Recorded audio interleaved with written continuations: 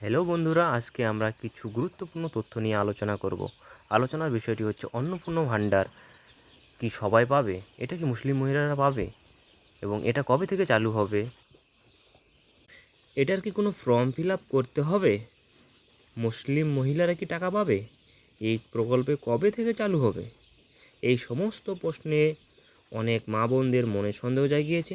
তবে সরকার যারই থাক না কেন, কোনো প্রকল্প যদি চালু করে তবে কিন্তু সমস্ত ধর্মনির্বিশেষে প্রত্যেক মা বোনদের অ্যাকাউন্টে টাকা পাঠানো হবে।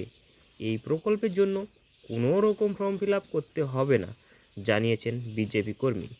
যে সকল মহিলারা লক্ষ্মীর ভাণ্ডার প্রকল্পের টাকা পেতে যে অ্যাকাউন্টে, সেই অ্যাকাউন্টেই অন্নপূর্ণা ভাণ্ডারের টাকা ঢুকবে এবং এই প্রকল্পের টাকা মুসলিম মহিলারাও পাবেন।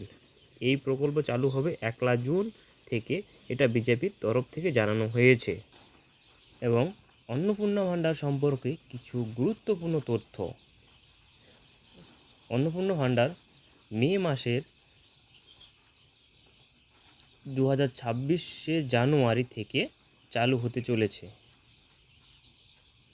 টাকার পরিমাণ, যোগ্য মহিলারা প্রত্যেক মাসে 3,000 টাকা করে পাবেন এবং এক্ষেত্রে এদের বয়সের সীমানা হচ্ছে 21 থেকে 75 বছর বয়সী মহিলারা আবেদনযোগ্য বলে জানিয়েছেন বিজেপি কর্মী। এবং যোগ্যতা, আবেদনকারী অবশ্যই পশ্চিমবঙ্গের স্থায়ী বাসিন্দা হতে হবে এবং পরিবারের নিম্নত মধ্যবর্তী বা অনৈতিকতাভাবে দুর্বল হতে হবে। এবং অযোগ্যতারও কিছু বিষয় জানিয়েছেন বন্ধুরা, আপনারা এদিকে একটু লক্ষ্য রাখবেন।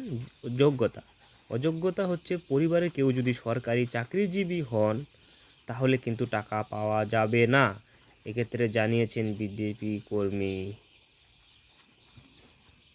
এই অন্নপূর্ণা প্রকল্পটি বাস্তবায়ন করবেন বিজেপি কর্মী 2026 সালের জুন মাস থেকে।